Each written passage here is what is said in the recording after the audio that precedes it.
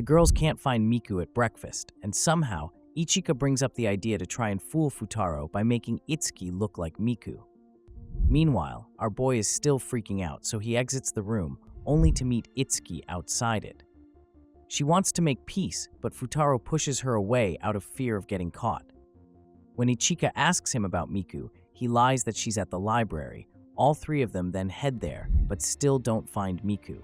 She then gives Futaro an excuse to head back to the house so he can make peace with Itsuki. Him and Miku cross paths by the entrance, and he lies about sleeping in the same bed with her. He heads upstairs and lies again, to Itsuki this time, pretending that he thinks she's Miku.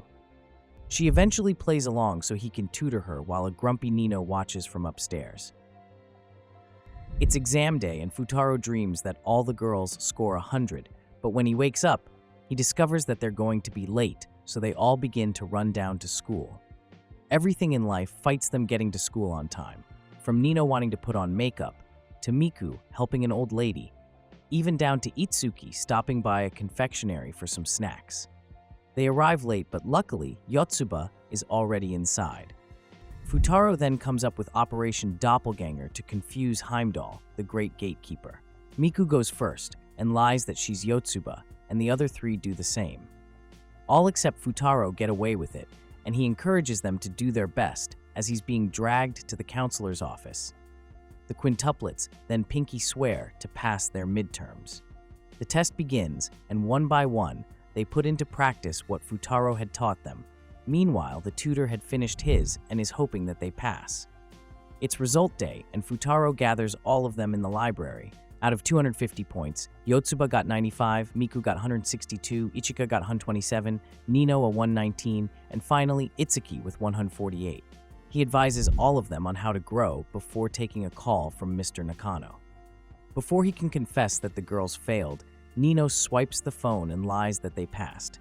Our boy is grateful, so he offers to get them parfaits for passing at least one subject each. As an honorable cheapskate, he makes them all share one cup. Futaro is having dinner with his dad and Raiha, but is still talking about studying.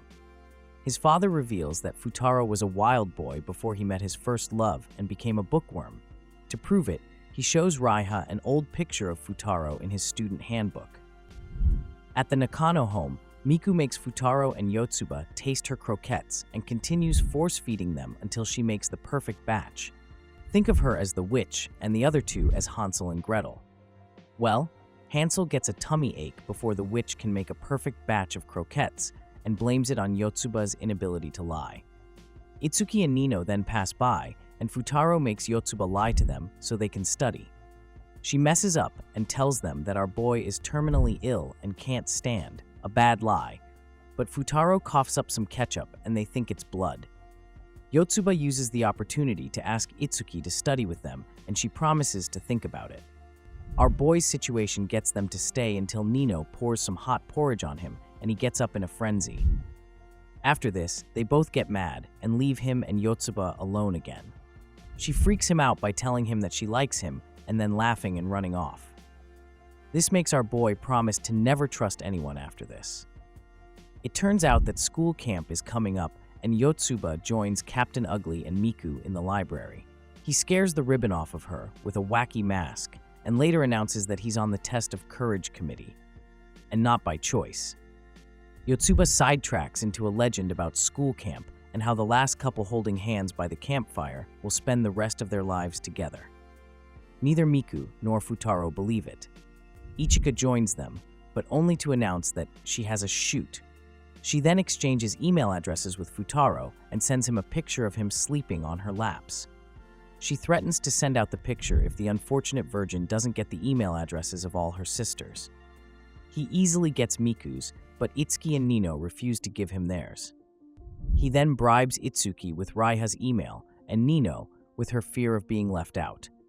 She asks for something to write with, and Futaro hands her his student handbook. Wrong move, bro.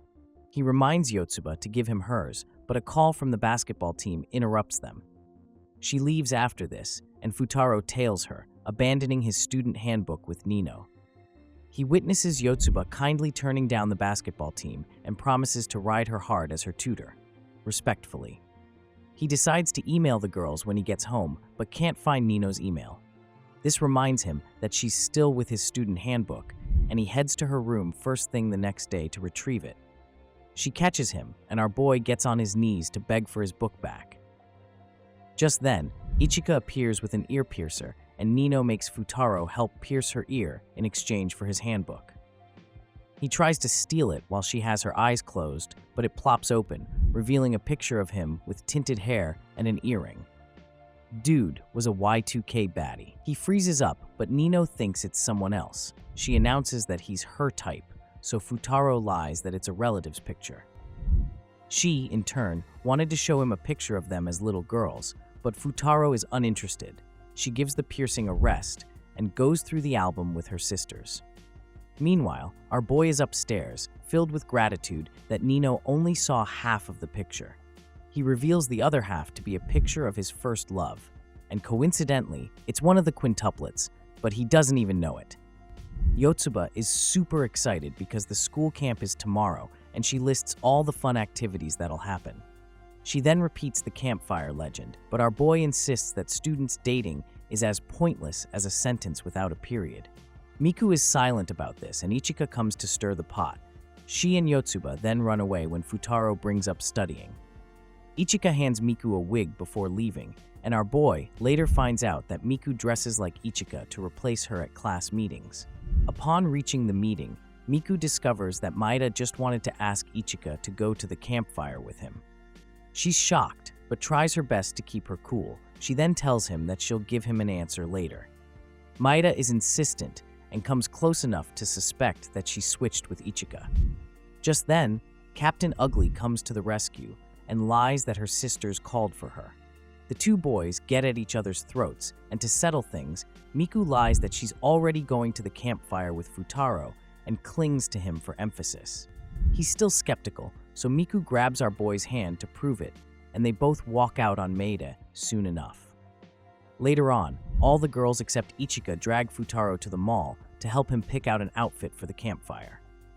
After going through a hazardous collection, they settle on something quite expensive and make our boy promise to be around. He notices a lot of calls from his dad and rushes home to a sick Raiha. He then pampers her, and she makes him promise to tell her stories when he returns from school camp.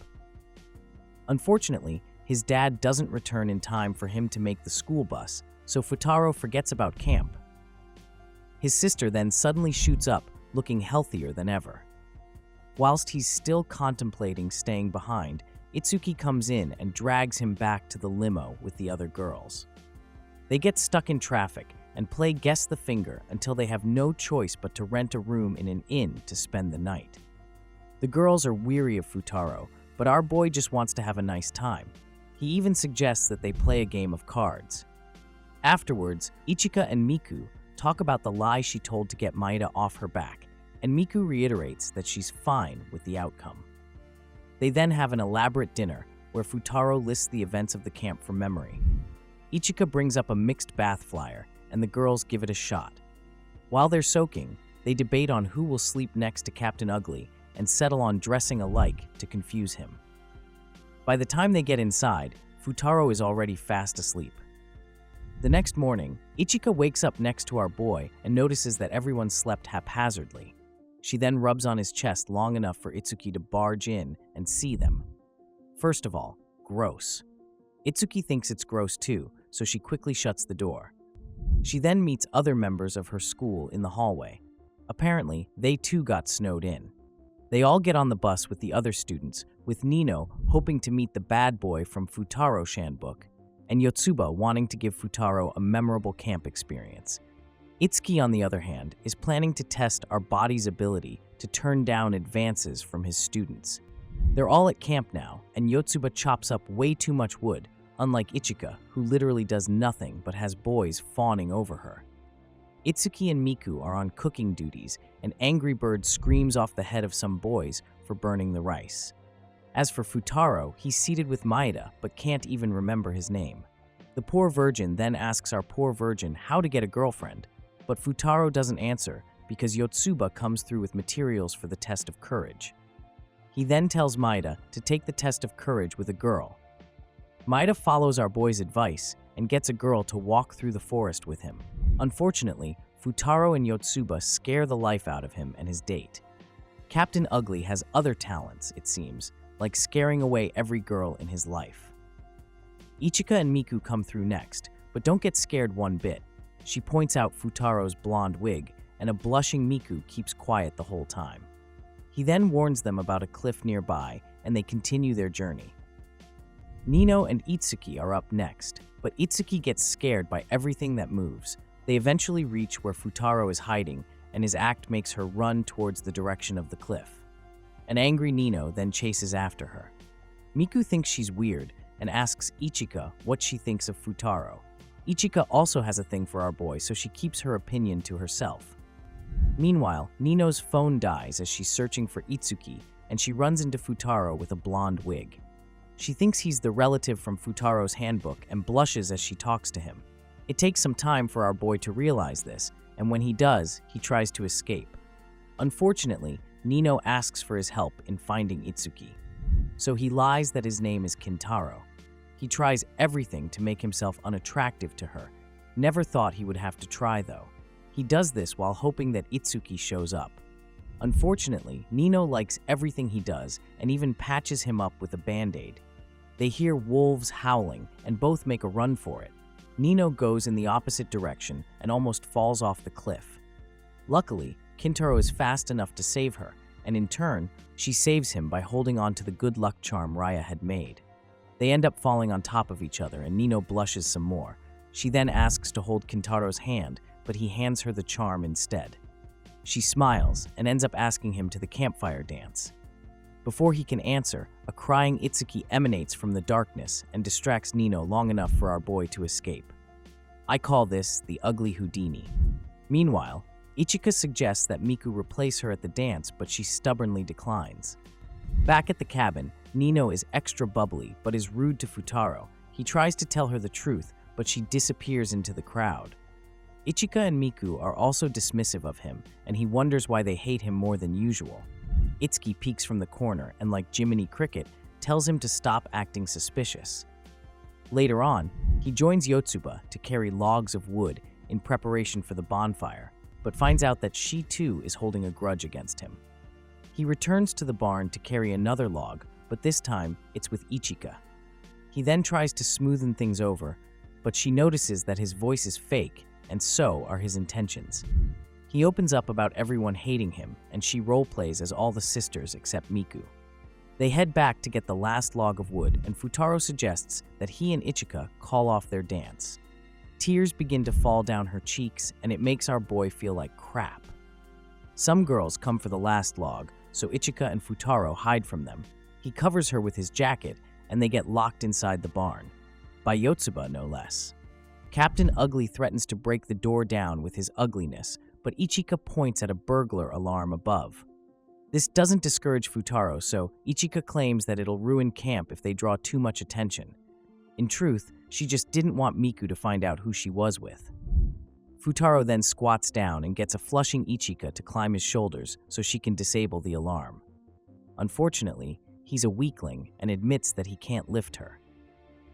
Back at the cabin, Miku and Itsuki can't find Ichika, and soon enough, Yotsuba comes looking for Futaro too. Miku concludes that they must be together and runs off in search of them. On the flip side, Ichika tries talking to Futaro as he makes a fire, but nothing she says sticks until she mentions quitting school. He turns to confirm what she said, and she reiterates that she'll have to take a school break so she can focus on her acting career. This was you 8 years ago, wasn't it?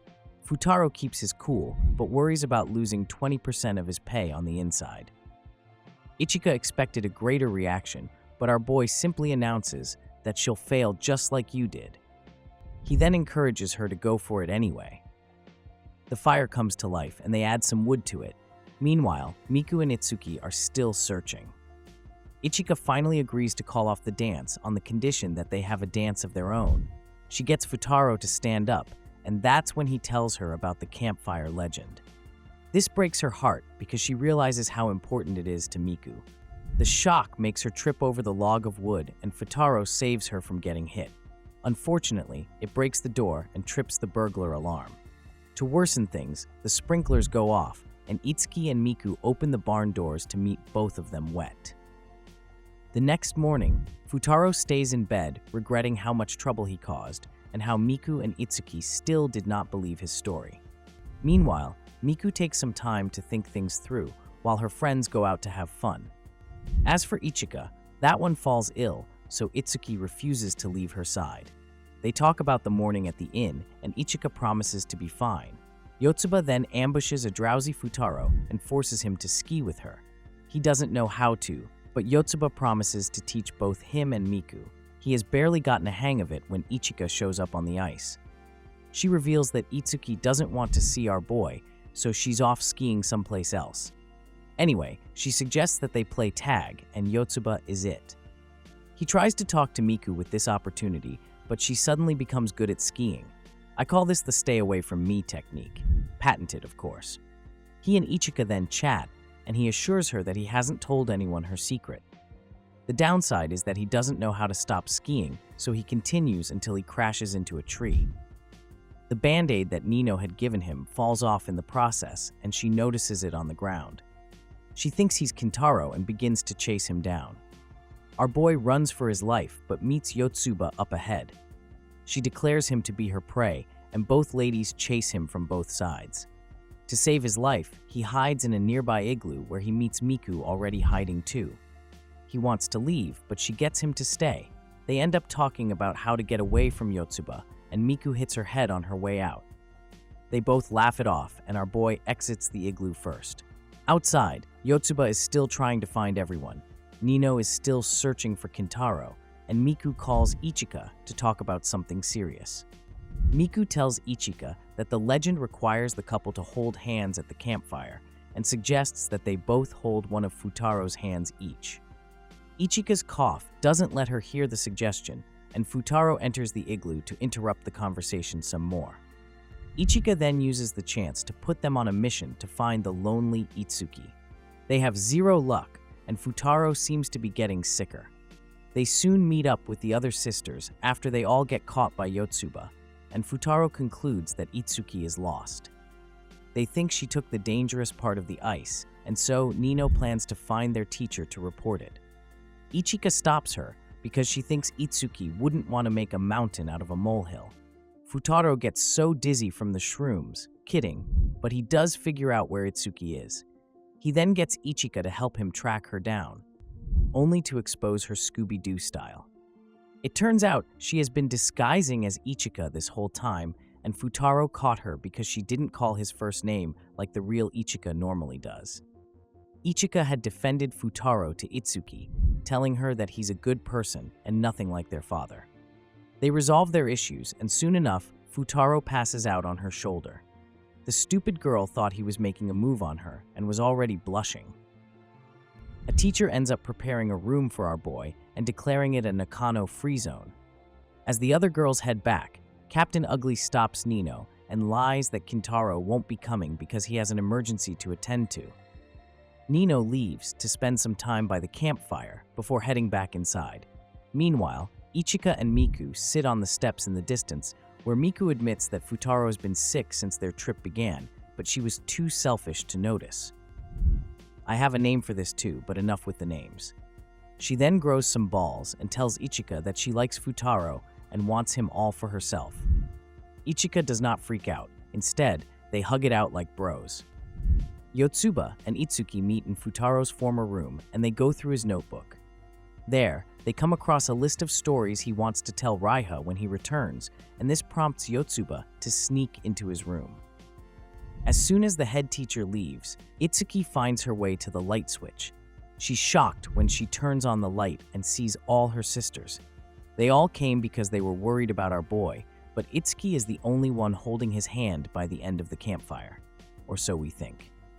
Years pass, and it's Futaro's wedding day. He had forgotten the rings at home, so Raiha shares a light breakfast with her dad and quickly goes down to the venue afterwards. She crosses some white dresses and stares in awe. She then heads to her brother's room and meets him asleep on his desk with the good luck charm she made for him still on his wrist. His eyes are closed this time. Afterwards, the wedding ceremony begins, and the officiator introduces Futaro. He walks out in a white suit and crosses paths with Maida, who's now married with a preggy wife. He peddles the rumor that Futaro and his bride-to-be were also holding hands on the night of the campfire. After reaching the altar, the bride is called in. Unfortunately, she looks like all the quintuplets, so good luck knowing which one. It turns out that during the campfire night, all 5 quintuplets held one of Futaro's fingers each, and he woke up grumpy as hell. Our boy had shouted at all of them, telling them to get out of his room so he could get some sleep. He finally unveils his bride and thanks her for always being by his side. If you like this video, please make sure to like and subscribe for more anime content.